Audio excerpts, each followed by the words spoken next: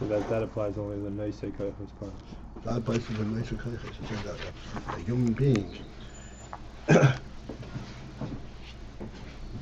is Olim Shein Beis Einay Odom.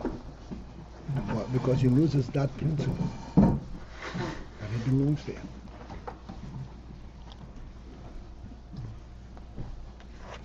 Connected to mobile device. The kolo kochos don't depend on. Sorry? The kolo kochos. That's something else. It doesn't depend on this kind of principle of being. Right. That is on a different level. That is focused for a certain function, certain activity. I think Shlomo's waiting. Yeah. Oh, after that. Okay, Rav Shlomo coming. I'll text him.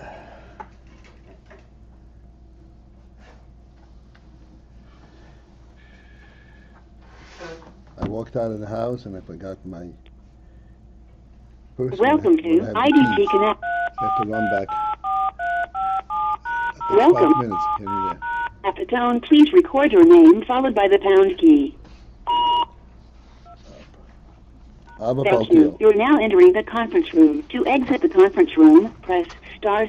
For help, press *9. You are participant number 3.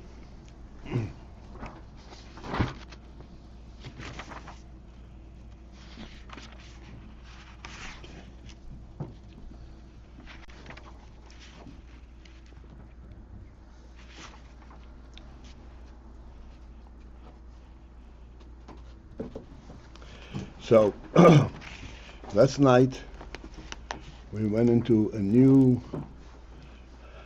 challenging statement.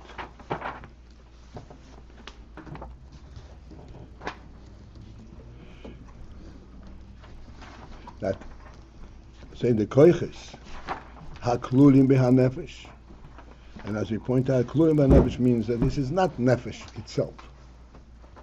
We discussed last night the principle of the noise koiches. And this is klulim nefesh, which means that they are there as koiches. Yet, we have to also understand that at this initial stage, when they're kol nefesh, they're also bli gvul. They're also without limit. And this is what we refer to as hiyuli, the hiyuli ha'atzmis of the koiches.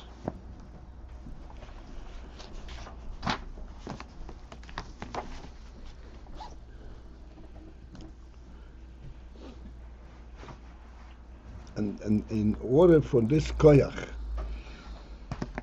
to emanate from the stage of hiyuli ha'atzmi to a functioning koyach, there has to be a tzimtzum. Where the nefesh is something, that's what he says at the end of the previous slide. We're on top of page ches. And we finished that top paragraph.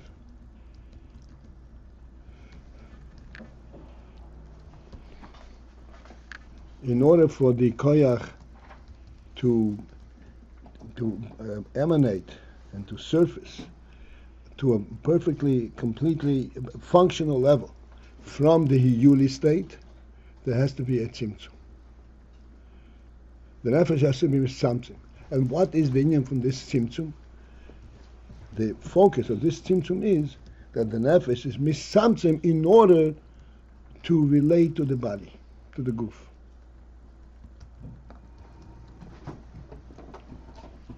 As we started in the beginning of this of this whole discussion,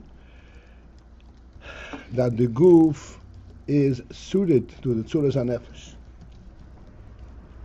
in general.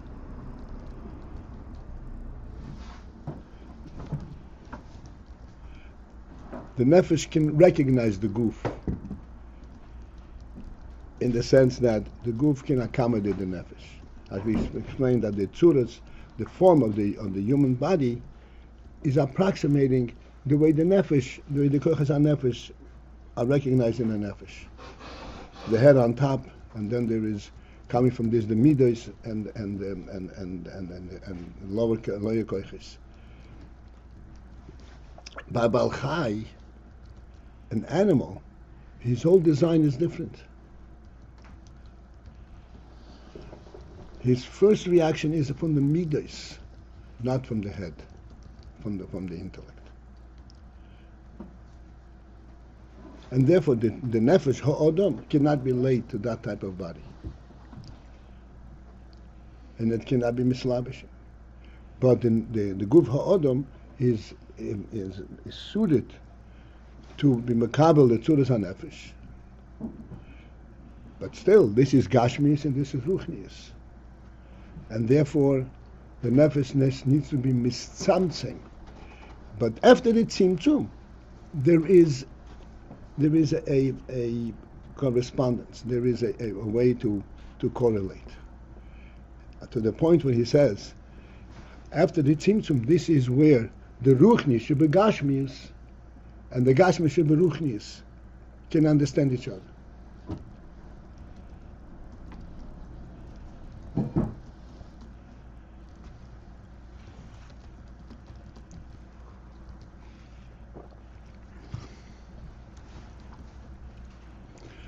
Let me give us a little bit of a handle on this.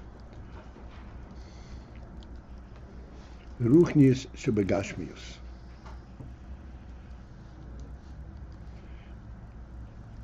We said a while ago that in order to draw a picture, the koyach sechel has to be mislabish in the koyach hatnuah. The koyach hatnuah in the hand cannot relate to drawing a picture. But the koyach hatnuah in the hand can relate to making a line. Not only can it relate to making a line, it can relate to making a straight line. And it can relate to making a heavy line and a light line. This is the ruchni shebegashmius. A line represents a simple gashmistic presence. Does not represent a ruchni zekinyan, it represents a gashmi zekinyan. But within gashmis itself, there is different kinds of gashmis. There's a gashmi that has a ruchnistic element, like a straight line rather than a zigzag, a deformed line. What's the ruchni element here in these different lines that are physical?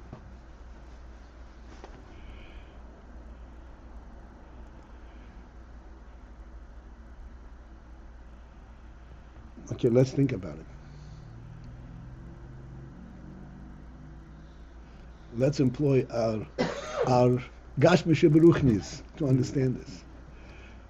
When you look at a straight line, and you look at crooked and a disformed line, which one is more pleasant to your eye?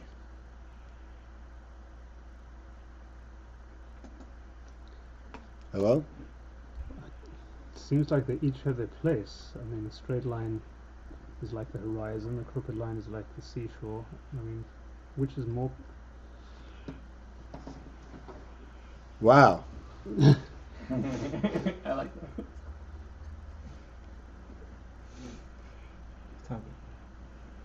No, you.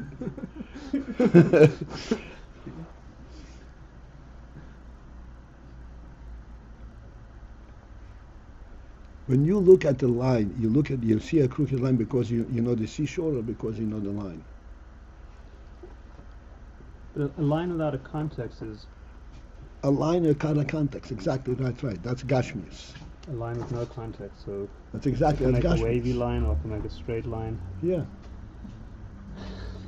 They both appeal to me, or they both are uninteresting. I don't... I don't know if I feel that a straight line is more attractive than a wavy line. All right, let's get other opinions over here.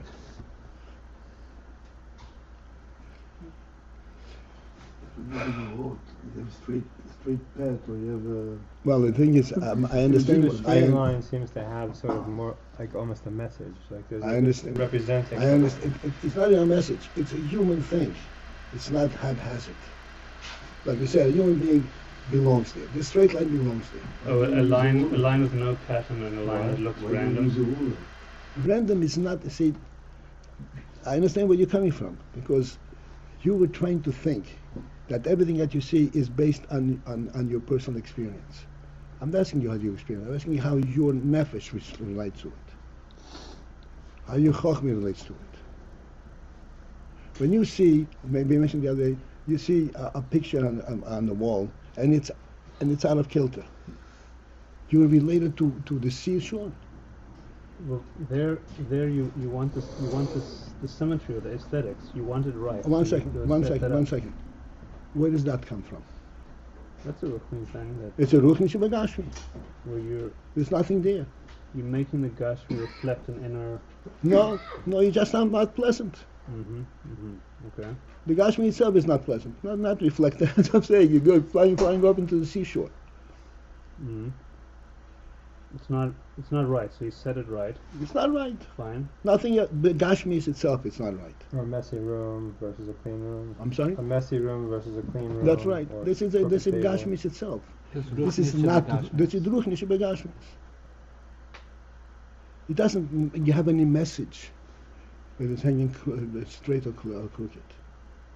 It's just disturbing to a certain to the eye, which is physical.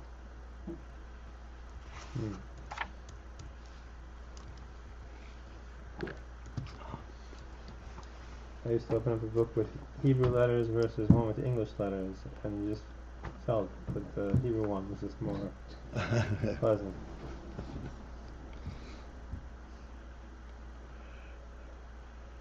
It sounds like the state of the koiches as they come out of being clue in the nefesh. I forgot how to explain that.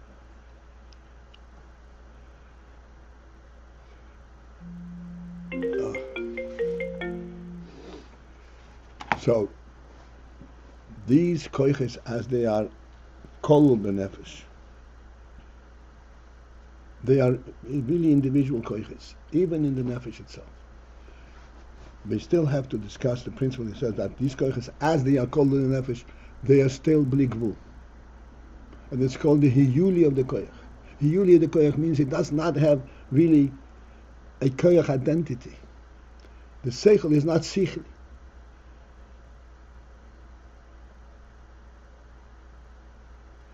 But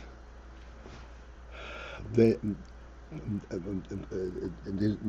presence of this koiches allows that the nefesh should be able to be misamsim itself, to imbue itself into the guf, because the nefesh and the guf, as I said, the tzir haguf is something that the nefesh can recognize, and it's misamsim itself to be mislavish in the guf, and then the koiches, the individual koiches, become misamsim to the point where they become identified, to the point where the gashmi sheberuchni can really relate to the ruchni shebegashmi of the evorim.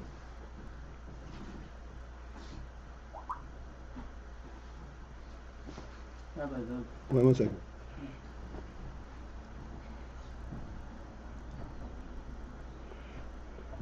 The ruchni shebegashmi and the ever say that the hand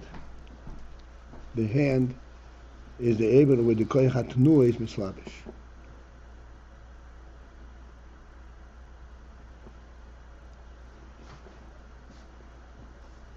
What is special in the hand? Why? The koyachat nu is mislavish in the foot too, but it's a different koyachat nu, different level koyachat nu. even though there's a certain similarity in the foot also. But let's start from the hand, which is closer. The simple koyach hatnuah that mislabish in the hand, I said, it identifies with a straight line rather than a totally deformed line.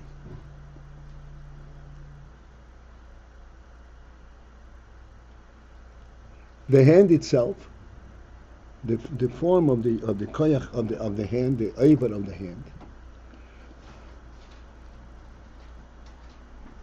has that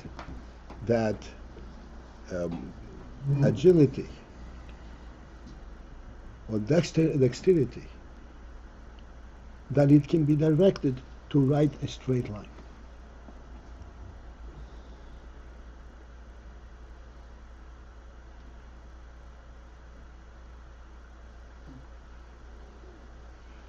There is a certain refinement in the hand initially. In that way, it relates to the ruchni shebegashmi, the gashmi sheberuchni of the koiches.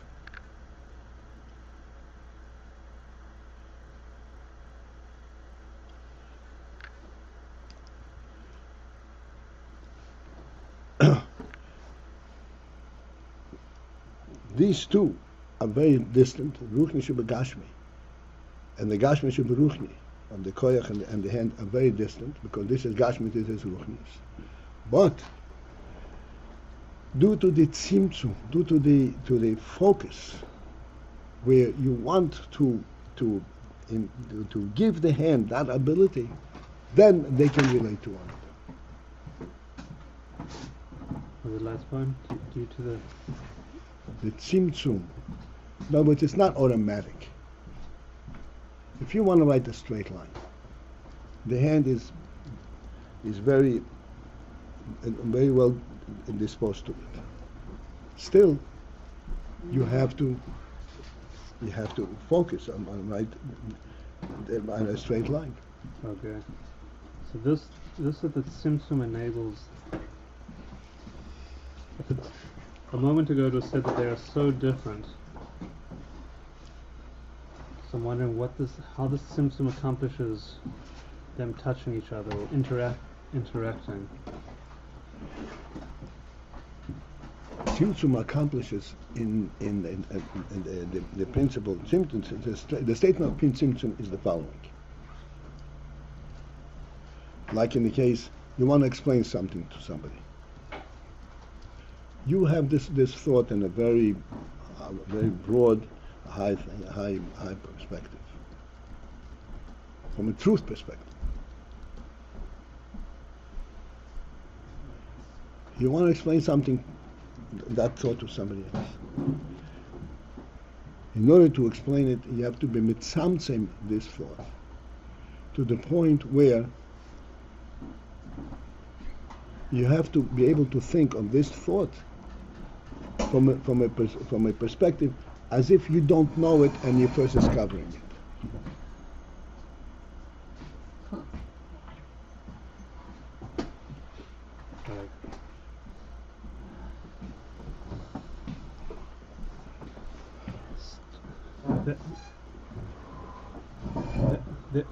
In the case just given, you're speaking the same language, but here the Aver and its koyach, we already said, are like worlds apart. Gashmis and ruchnis. Right. So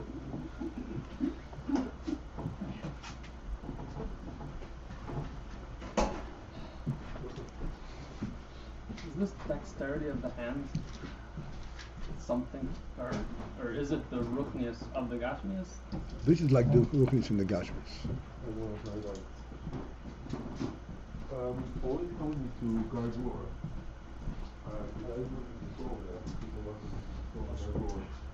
Like that, the hand can move in the 360 degrees in all kinds of different ways. That is not for the Gashmi's perspective. This is not necessary in order to kick something. This is a something that says there are many things I can do with this. That's almost as if physicality was imbued with a ruchni element, a sechel element. That now the koyach is able to. So now the koyach can relate to this. The koyach itself is still ruchni, but it says, okay, I can express myself in these various ways. Right. If you see the only way I can express myself is this way, I can relate to you. Okay. And that goes back on what we said earlier, that the human body is reflecting the nefesh and its faculties. That's in general. Yeah. That's in general. Otherwise, the nefesh would not say hello to the body. Right, and so too by koyach hatnua, by the yad. The hand somehow is reflective of the human. Of the koyach hatnua. Yeah. The hand is reflective of the koyach hatnua. Yeah.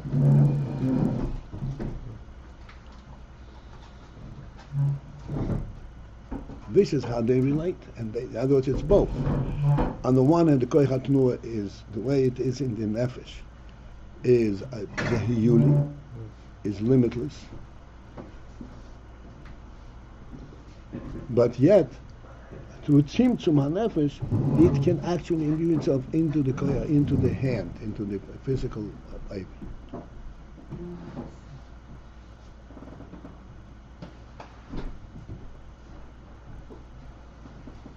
What does this mean for tzimtzum, like the gashmi shebaruchni?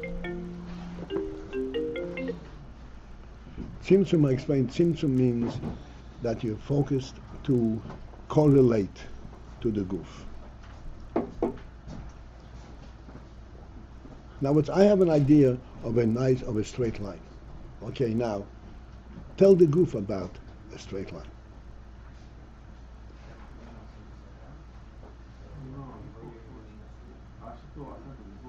This is the tzimtzum. The straight line, as you have it in your mind, is a ruchni zekinian. It's a pleasant thing. The hand does not know pleasant or not pleasant. But the hand makes no difference if it makes a straight line or a crooked line.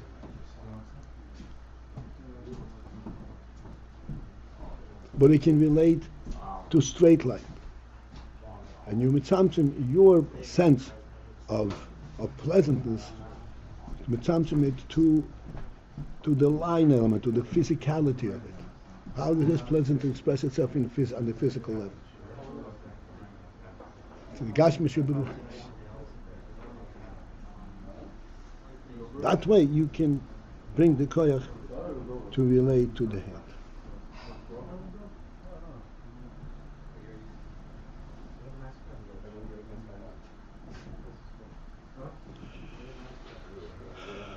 To bring us back into reality, what's the point of here?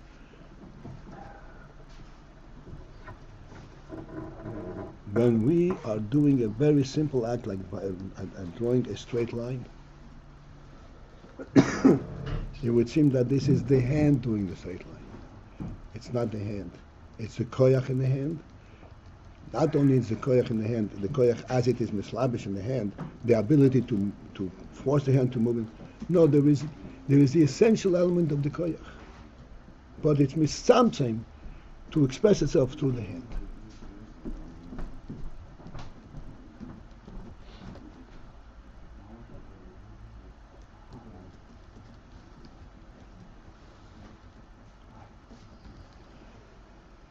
Let me take another minute. I know what's going on.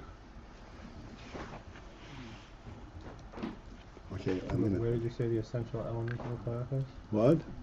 Where did you say the essential element of the koyach No, is? that's the koyach biyuri. Right, in other words, where does that fit into the actual, when you're executing? Did you say that? I did. I want to say that when you're executing, there's a certain sense of reality to it. This is not robotically done.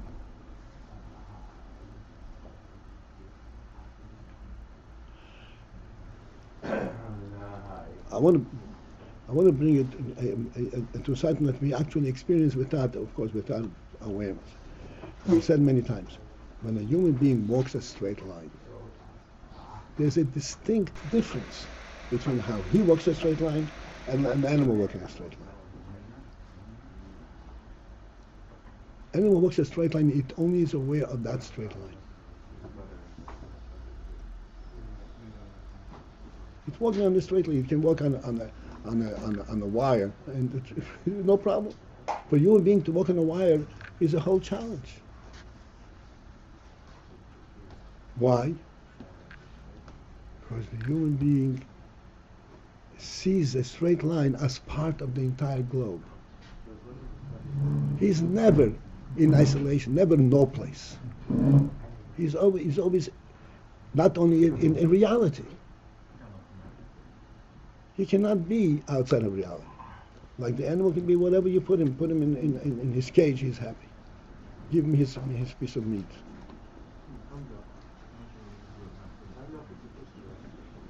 A human being, if you cage him, you're destroying his personality.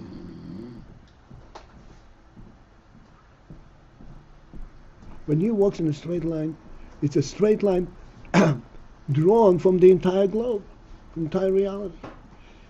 So this is the point.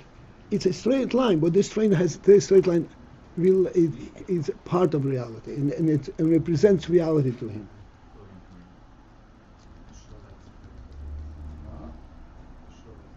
It's not limited to that straight line. This is an essential element in human consciousness.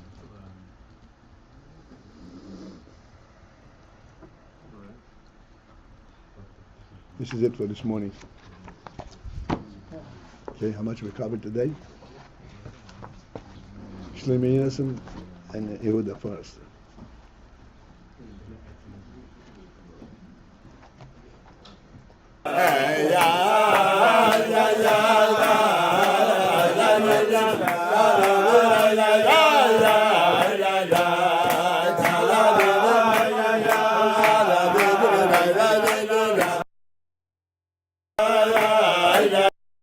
la la la la la la la la la